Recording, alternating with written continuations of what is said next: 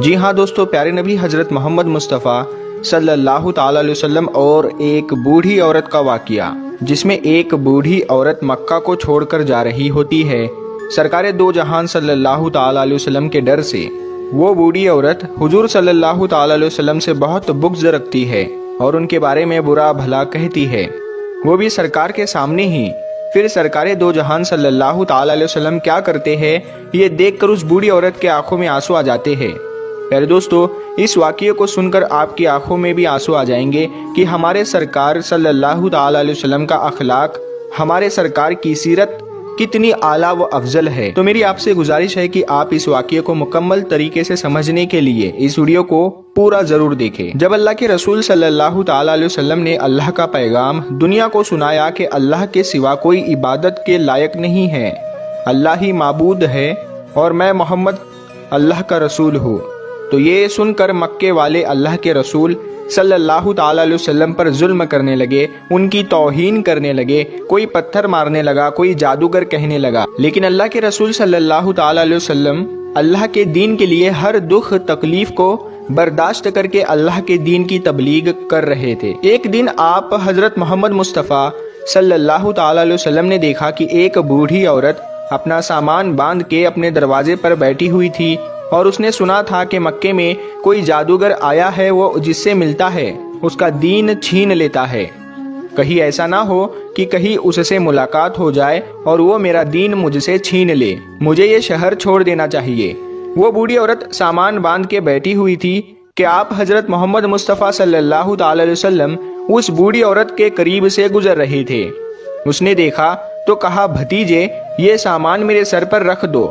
حضور صلی اللہ تعالی علیہ وسلم نے سامان اٹھایا تو دیکھا وہ گٹھری وزنی تھی اور وہ بوڑھی کمزور تھی، تو آپ فرمانے لگے کہ اماں یہ سامان تو بہت بھاری ہے اور آپ بوڑھی ہو چکی ہے، اگر آپ کو اعتراض نہ ہو تو کیا میں آپ کا سامان اٹھا کر آپ کی منزل تک آپ کو پہنچا دوں؟ تو وہ بوڑھی عورت آپ صلی اللہ تعالی علیہ وسلم سے مسکرا کر کہنے لگی، اے نوجوان، اس سے بڑی مہربانی کیا ہوگی؟ تو اللہ کے رسول صلی اللہ تعالی علیہ وسلم نے اس بوڑھی عورت کا سامان اپنے کندھے پر اٹھائے اس کے ساتھ چلنے لگے۔ ابھی آپ صلی اللہ تعالی علیہ وسلم اور وہ بوڑھی عورت ساتھ ساتھ چل رہے تھے، تو اتنے میں وہ بوڑھی عورت آپ صلی اللہ تعالی علیہ وسلم سے کہنے لگی، اے نوجوان، میں تمہیں بھی یہی نصیحت کرتی ہوں، میں تمہیں بھی یہی کہوں گی کہ یہ شہر چھوڑ کر چلے جاؤ، کیونکہ یہاں پر کوئی جادوگر آیا ہوا ہے جس کا نام محمد ہے۔ وہ اپنے آپ کو نبی کہلواتا ہے اور ہمارے خداؤں کو جھوٹا کہتا ہے، اور اے نوجوان، اس کے لبوں سے نکلنے والے لفظوں میں اتنا بڑا جادو ہے کہ جو بھی اس کی باتوں کو سنتا ہے اس کا ہی ہو جاتا ہے، وہ اس پر ایمان لے آتا ہے۔ اس کے بعد وہ بوڑھی عورت کہنے لگی، اے نوجوان شخص، میں نے پوری زندگی اپنی بتوں کی عبادت کی ہے،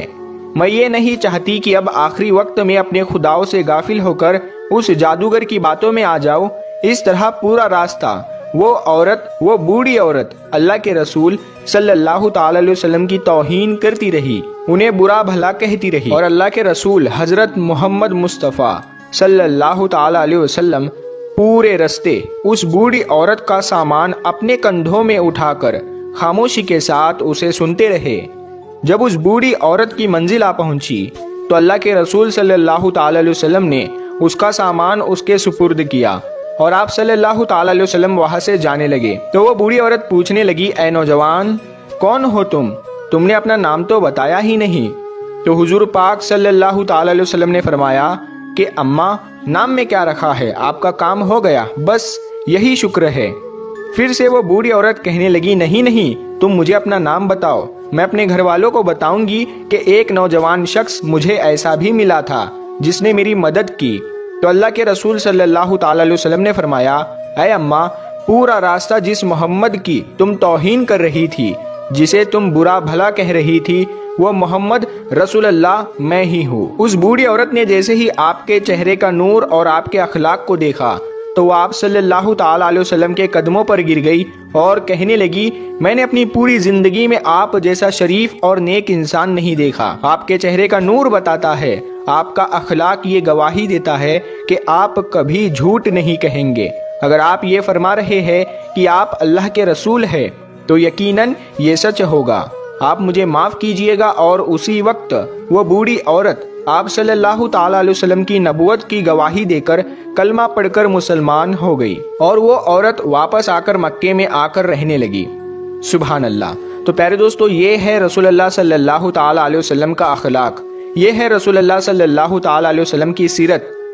کہ دشمن بھی آپ کو دیکھ کر آپ کی نبوت، آپ کی صداقت اور آپ کی شرافت کی گواہی دینے لگتے تھے۔ اللہ پاک ہم سب مسلمانوں کو یہ ہدایت دے کہ ہم بھی اپنے اخلاق کو اتنا اچھا بنائیں کہ ہر غیر مسلم ہمارا اخلاق دیکھ کر ہم سے محبت کرنے لگے، ہمارے اسلام سے محبت کرنے لگے، اور وہ بھی ایمان والا ہو جائے۔ سلام ہو اللہ کے رسول حضرت محمد مصطفیٰ صلی اللہ تعالیٰ علیہ وسلم پر۔ تو پیارے دوستو، یہ شان ہے ہمارے پیارے آقا صلی اللہ تعالیٰ علیہ وسلم کی، یہ سیرت پاک ہے حضور صلی اللہ تعالیٰ علیہ وسلم کی، اور یہ اخلاق ہے سرکار دو جہاں صلی اللہ تعالیٰ علیہ وسلم کا، جسے دیکھ کر وہ بوڑھی عورت آپ کے اخلاق سے اتنی خوش ہوئی، آپ کے سیرت سے اتنی خوش ہوئی، اور آپ کے نورانی چہرے کو دیکھ کر وہ آپ پر ایمان لے آئی، اور اس نے کلمہ پڑھ کر اسلام قبول کر لیا۔ پیارے دوستو، اس واقعے کو بیان کرنے کا مقصد یہ ہے، آج ہمارے پیارے آقا صلی اللہ تعالیٰ علیہ وسلم کے اخلاق کو آج کا مسلمان بھول چکا ہے۔ آج ہمارے پیارے آقا صلی اللہ تعالیٰ علیہ وسلم کی سیرت پر اگر ہم عمل کریں تو ہم بھی لوگوں میں محبت قائم کر سکتے ہیں، اور لوگوں کو اسلام کی صحیح معلومات بتا سکتے ہیں کہ اسلام ایک امن پسند مذہب ہے، اسلام ایک محبت والا مذہب ہے۔ اسی لیے پیارے دوستو، ہمارے پیارے آقا صلی اللہ تعالیٰ علیہ وسلم نے یہ سب باتیں لوگوں تک پہنچائی تاکہ لوگ اس پر عمل کر کے اسلام کو سمجھ سکے کہ اسلام حقیقت میں ہے کیا۔ پیارے دوستو، قربان جائے ہم ہمارے پیارے آقا صلی اللہ تعالیٰ علیہ وسلم پر، کہ جنہیں دیکھ کر دشمن بھی ان کی صداقت، ان کی شرافت اور ان کی نبوت کا اقرار کرتے تھے، اور ان کی گواہیاں بھی دیتے تھے۔ یہ شان ہے سرکار دو جہان صلی اللہ تعالیٰ علیہ وسلم کی، یہ شان ہے تاجدار انبیاء حضرت محمد مصطفیٰ صلی اللہ تعالیٰ علیہ وسلم کی۔ واقعی ہمارے آقا کی شان نرالی ہے۔ پیارے دوستو، اگر آپ کو یہ واقعہ پسند آیا ہے تو کمنٹ میں یا رسول اللہ ضرور لکھیں۔ اللہ تبارک و تعالیٰ